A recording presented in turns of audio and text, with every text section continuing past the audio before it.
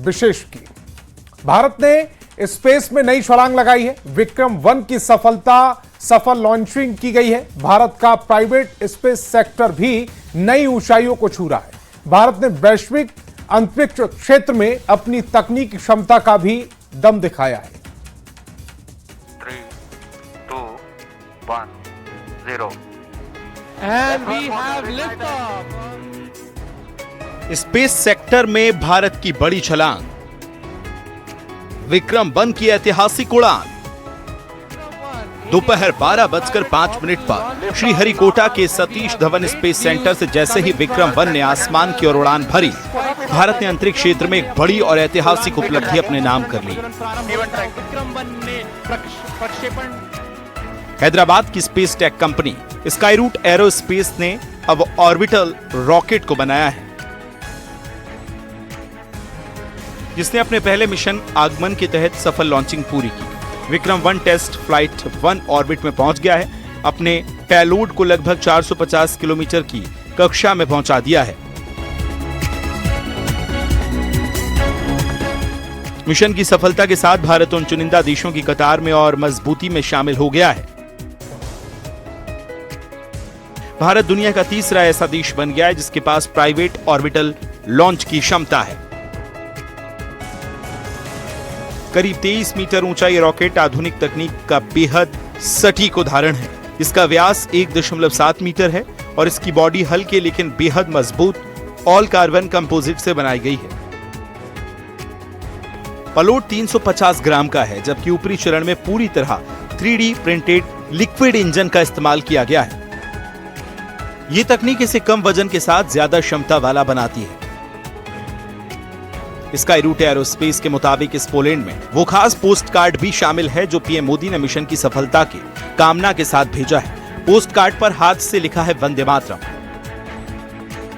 वहीं रॉकेट की लॉन्चिंग के बाद पीएम मोदी ने स्काईरूट एरोस्पेस की टीम को विक्रम-1 की सफल लॉन्चिंग पर बधाई दी है। बहुत बधाई।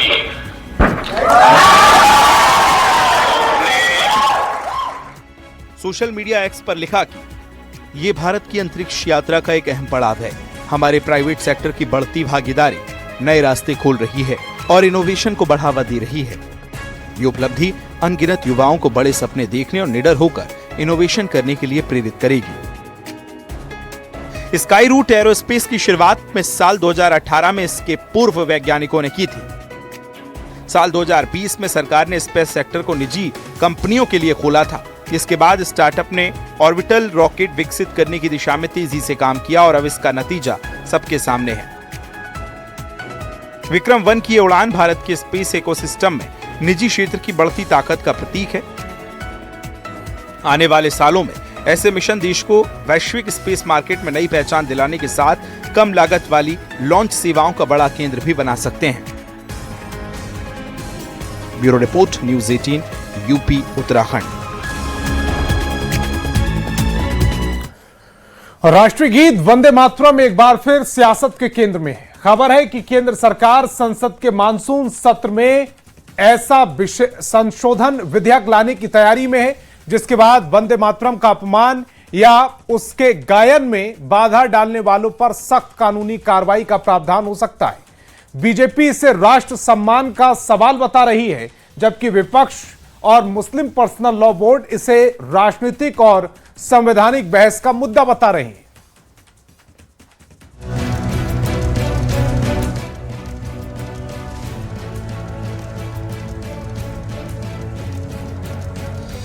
वंदे मातरम पर नए कानून की तैयारी।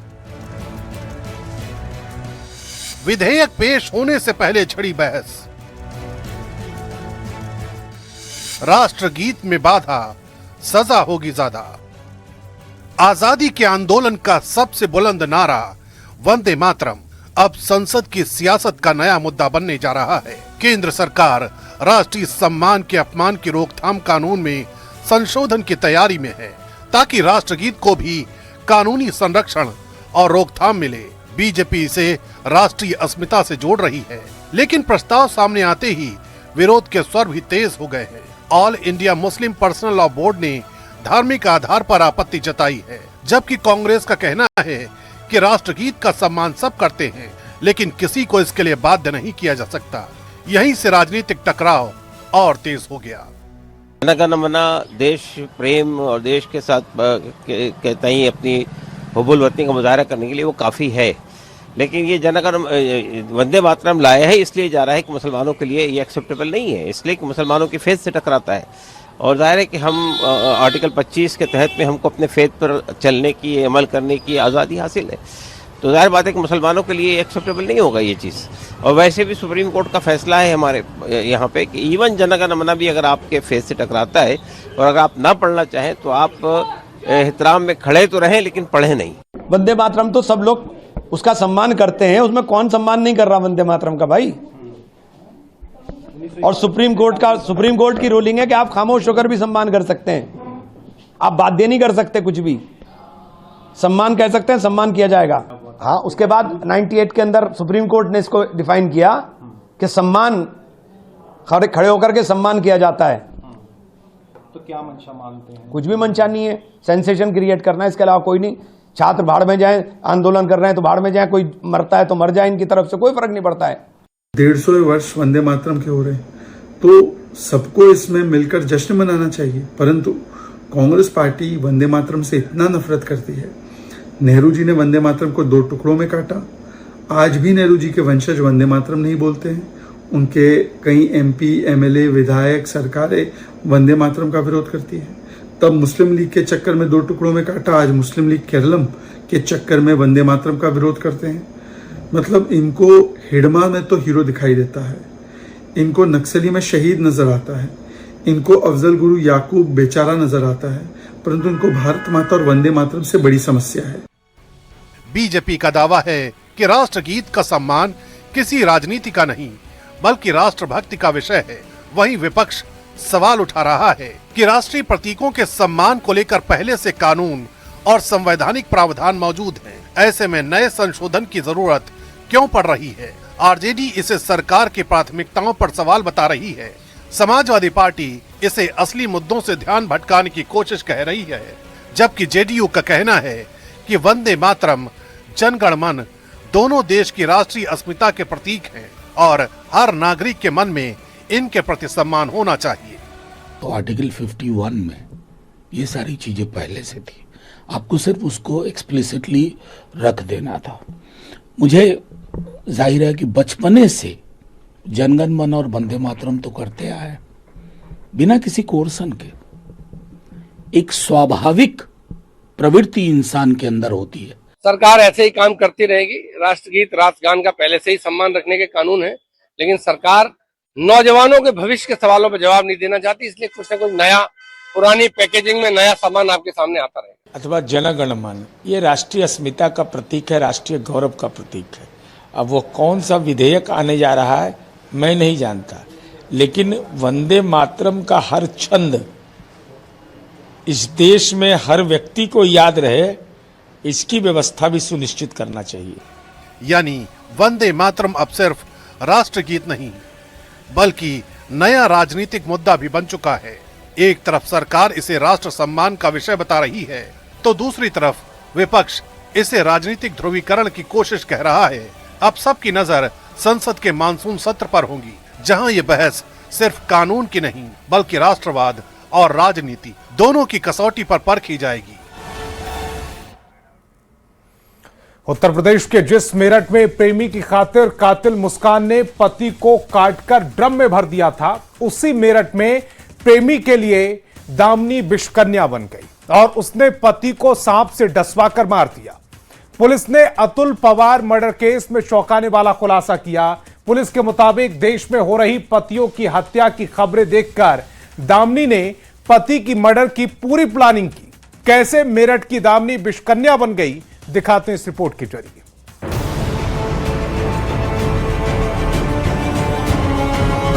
प्रेम प्रसंग में दामिनी बनी विषकन्या, पति को सांप से डसवाकर मार डाला।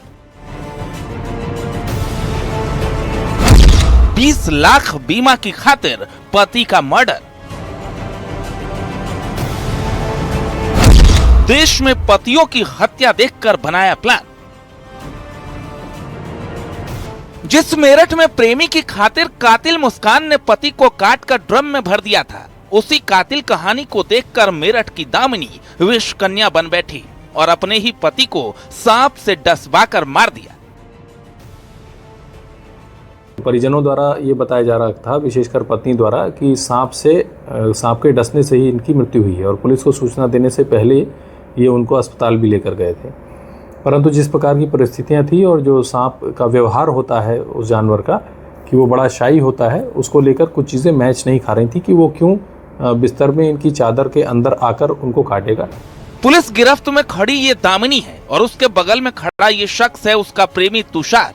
जांच में जो सामने आया उसने पुलिस को भी हैरान कर दिया। इन दोनों ने जिस प्लानिंग के तहत अतुल को मौत के घाट उतारा वो बेहद ही चौंकाने वाला है। हत्या को पूरी तरह नेचुरल डेथ दिखाने के लिए दामिनी और तुषार ने 2 सपेरों से सौदा किया। तय प्लान के मुताबिक घटना वाली रात अतुल को खाने में नींद की दवा का भारी ओवरडोज दिया गया। जब अतुल गहरी नींद में चला गया तो सपेरों की मदद से उसके चादर के अंदर जहरीला सांप डाल दिया, जिसके काटने से अतुल की मौत हो गई। जो मृतक अतुल हैं वो एक विद्या प्रकाशन में ड्राइवर का काम करते थे पहले। इनका 20 लाख का बीमा था। इसी पैसे को लेकर इन दोनों ने ये प्लान बनाया कि ये अपने पति को मरवा देंगी और वो अपनी पत्नी से तलाक ले लेगा और ये दोनों शादी करके और इस पैसे से आगे चल के रहेंगे। अतुल और दामिनी का 7 साल पहले लव मैरिज हुआ था। दोनों एक प्ले स्कूल चलाकर गुजारा कर रहे थे। इसी दौरान तुषार नाम के एक शख्स की दामिनी के जीवन में एंट्री हुई। तुषार दामिनी और अतुल के किड्स स्कूल में ड्राइवर का काम करता था। धीरे धीरे दोनों में प्रेम प्रसंग शुरू हो गया। दामिनी और तुषार पिछले कई महीनों से अतुल को रास्ते से हटाने की साजिश रच रहे थे। दामिनी की नजर अतुल के नाम पर कराई गई 20 लाख रुपए की बीमा पर थी। वो पैसे और प्रेमी दोनों को चाहती थी और इसके लिए अतुल की जान की बाजी लगा दी। इससे पहले भी तुषार ने अतुल को गाड़ी से कुचलकर एक्सीडेंट का रूप देने की कोशिश की थी, लेकिन तब अतुल किस्मत वाला था कि बच गया।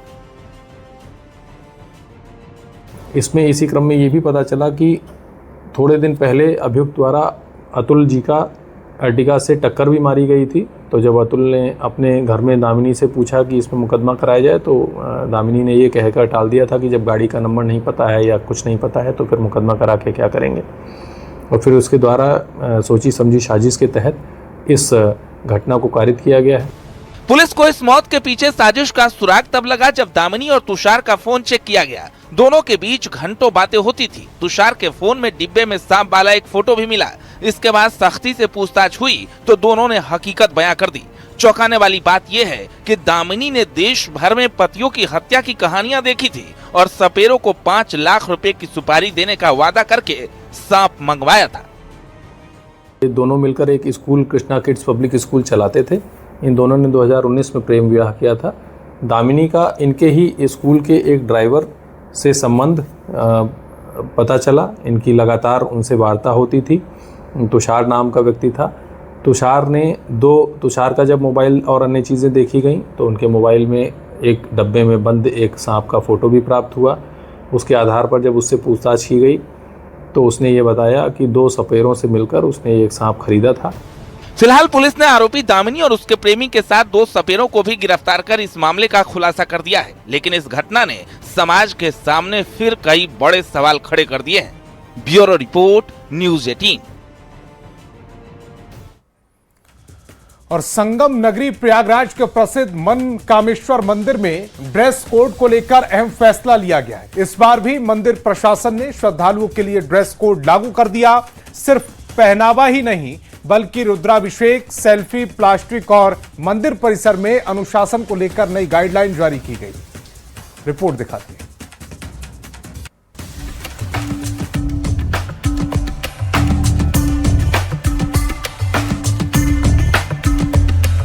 सावन में भोलेनाथ के दर्शन के लिए लाखों श्रद्धालु प्रयागराज के प्राचीन मनकामेश्वर मंदिर पहुंचते हैं। भीड़ और गरिमा को ध्यान में रखते हुए मंदिर प्रशासन ने इस बार भी ड्रेस कोड लागू रखने का फैसला किया। 30 जुलाई से शुरू हो रहे सावन में मंदिर आने वाले श्रद्धालुओं से शालीन और भारतीय कपड़े पहनने की अपील की गई। मंदिर परिसर में लगाए गए बोर्डों में साफ लिखा गया है कि छोटे कपड़ों में प्रवेश की अनुमति नहीं होगी। महिलाओं से भी साड़ी या सलवार सूट पहनने का आग्रह किया गया, जबकि पुरुषों से भी मर्यादित पहनावे में आने को कहा गया है। ये भी चेतावनी दी गई है कि छोटे कपड़े पहनकर आने वाली महिलाओं और लड़कियों को मंदिर में एंट्री नहीं दी जाएगी। रुद्राभिषेक करने वाले श्रद्धालुओं के लिए नियम और सख्त हैं। अभिषेक के दौरान पुरुषों को धोती और महिलाओं को साड़ी या फिर सलवार सूट पहनना अनिवार्य होगा। जिन महिलाओं के पास में धोती नहीं होगी उन्हें मंदिर की ओर से निःशुल्क धोती उपलब्ध भी कराई जाएगी, जिसे अनुष्ठान पूरा होने के बाद में वापस करना होगा। मंदिर प्रशासन ने सिर्फ ड्रेस कोड ही नहीं बल्कि दूसरे दिशा निर्देश भी जारी किए हैं। मंदिर परिसर में सेल्फी और फोटोग्राफी पर भी रोक रहेगी। प्लास्टिक और पॉलिथीन के इस्तेमाल से बचने की अपील की गई है। श्रद्धालु से गर्भगृह में ज्यादा देर तक न रुकने, सोने चांदी के भारी आभूषण पहनकर न आने और परिसर को साफ रखने का अनुरोध किया गया। मंदिर परिसर में धूम्रपान भी वर्जित किया गया।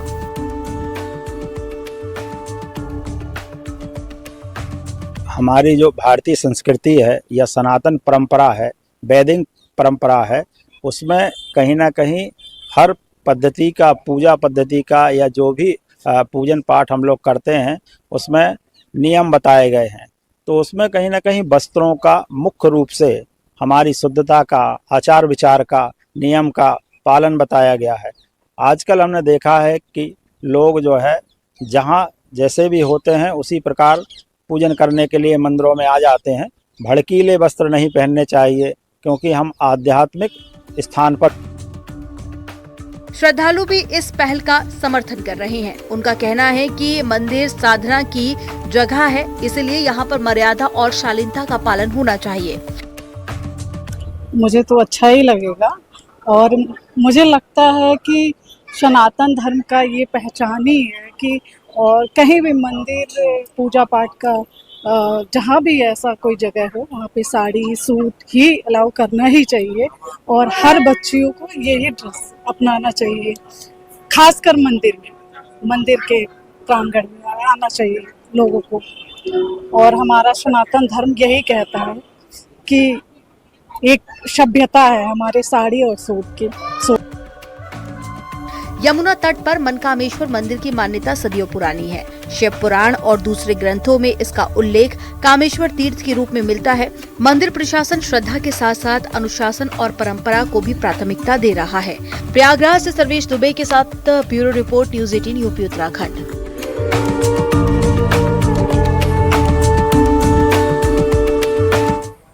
भगवान बद्री विशाल के दर्शन के लिए लाखों श्रद्धालुओं का सैलाब उमड़ रहा है और अब तक 15 लाख से ज्यादा श्रद्धालु धाम पहुंच चुके हैं।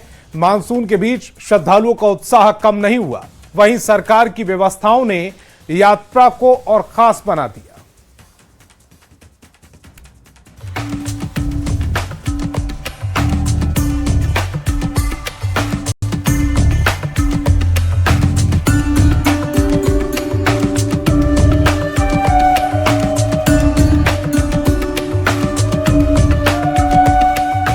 बद्रीनाथ धाम में इस बार यात्रा ने पुराने सभी रिकॉर्ड पीछे छोड़ दिए हैं और अब तक 15 लाख से ज्यादा श्रद्धालु भगवान बद्री विशाल के दर्शन कर चुके हैं।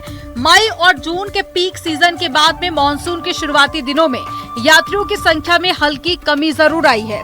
धाम पहुंच रहे श्रद्धालुओं का कहना है कि सरकार की व्यवस्थाओं से उन्हें सुगमता से दर्शन हो रहे हैं और तीर्थ यात्रियों में उत्साह भी देखने को मिल रहा है। आपने देखा होगा बद्रीनाथ में यहाँ पर 3-3, 4-4 किलोमीटर लंबी लाइन लगती है, लेकिन आप अभी आओगे ना तो बिल्कुल फ्री, मतलब टेंशन फ्री होकर आप अपने दर्शन कर सकते हो। भाई मैं बहुत बहुत बधाई दूंगा सबको, चारधाम होटल रेस्टोरेंट को बहुत बहुत बधाई दूंगा और जो भी रोजगार से जुड़े लोग हैं उनको बहुत बहुत बधाई दूंगा। साथ में माननीय मुख्यमंत्री जी का आभार व्यक्त करूंगा, उन्होंने यात्रा चलाने के लिए बहुत बड़ी कोशिश की और बहुत सफल रहे हम लोग। इससे 15 लाख की यात्रा कंप्लीट यहाँ पे कर चुकी है और आगे भी इस मानसून सत्र में 2 से 3 लाख यात्रियों के आने की संभावना है। वहीं श्रद्धालुओं के रिकॉर्ड संख्या का सीधा फायदा स्थानीय कारोबारियों को भी मिला है। होटल, रेस्टोरेंट और पर्यटन व्यवसाय से जुड़े लोगों का कहना है कि सरकार की नीतियां गेम चेंजर साबित हुई हैं। फिलहाल हर दिन करीब 5 से 6 हजार श्रद्धालु बद्रीनाथ धाम पहुंच रहे हैं। वहीं सरकार की बेहतर व्यवस्थाओं ने इसे ऐतिहासिक बना दिया है। अगर इसी तरह से श्रद्धालु के धाम आने का सिलसिला जारी रहा तो इस साल यात्रा नए रिकॉर्ड बना सकती है।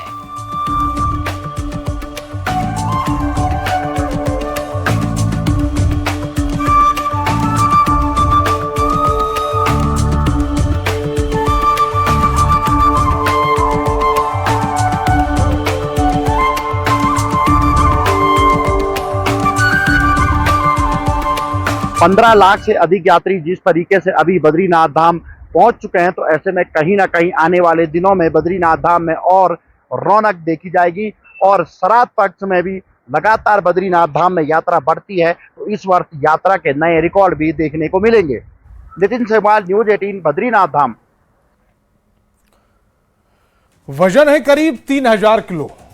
वो किले की शान है, लेकिन इसी किले से बाकायदा चोरों ने इतनी वजनदार तोप को ही चुरा लिया।